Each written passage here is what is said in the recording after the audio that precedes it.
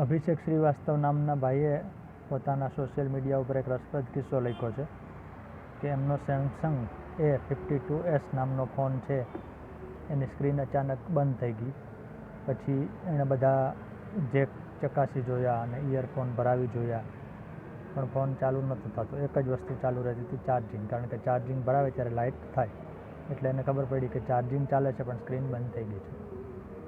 A52s પ્રકારનો phone છે, 5G phone છે અને લોન્ચ થયો ત્યારે એની કિંમત 35,000થી 40,000 વચ્ચે હતી. હવે 30,000 જેવી છે. તો આશુતોષભાઈએ જ્યાંથી ફોન લીધો હતો ત્યાં પહોંચ્યા એટલે વેન્ડરે એને એવું કહ્યું કે તમે કંપનીના સર્વિસ સેન્ટરમાં જાઓ. કંપનીના સર્વિસ સેન્ટરમાં જઈને તપાસ કરી તો એમણે એવું કહ્યું કે તમારા ફોનનું મધરબોર્ડ છે એ બગડી ગયું છે અને એના કારણે ઘણી બધી વસ્તુ બદલવી પડશે, એટલે 16,000 રૂપિયા જેવો ખર્ચ આવશે. એટલે 35-40,000નો ફોન છે એ 16,000માં રિપેર થશે.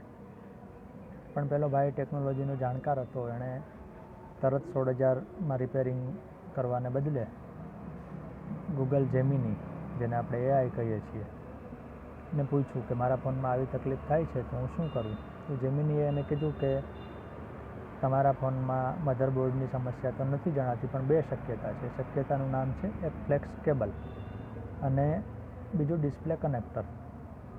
આ બંને ચીજો જો તમે તપાસો તો શક્ય છે કે ફોન રિપેર થઈ જાય. અને આશુતોષ શ્રીવાસ્તવે નજીકમાં જે લોકલ શોપ હતી ત્યાં બતાવ્યું તો એણે ફોન ખોલીને જોયો અને આવી જ કંઈક સમસ્યા નીકળી હતી. એટલે ત્યાં 1,450 રૂપિયામાં ફોન રિપેર થઈ ગયો. એટલે કંપનીએ જેને 16,000 કીધા હતા એનાથી 14,500 જેટલા ઓછા ભાવમાં સ્થાનિક સ્તરે ફોન રિપેર થઈ ગયો. બીજા શબ્દોમાં ગૂગલ જેમિનીના વપરાશે આશુતોષભાઈના 14,500 રૂપિયા બચાવ્યા. ત્રીજા શબ્દોમાં સેમસંગ જેવી કંપનીઓ કે જે ફોનનું ઉત્પાદન થાય એનાથી 2.5-3-4 ગણી કિંમતે ફોન વેચતી હોય છે, રિપેરિંગ વખતે પણ તમારી પાસેથી સામાન્ય સમસ્યાને મોટી બતાવીને કેટલી મોટી રકમ ખંખેરતી હોય છે એનો આ કિસ્સો છે. જો મધરબોર્ડ બદલવાનું થાય તો એ મોંઘું જ પડે, પણ ખરેખર મધરબોર્ડ બદલવાની જરૂર હતી નહીં.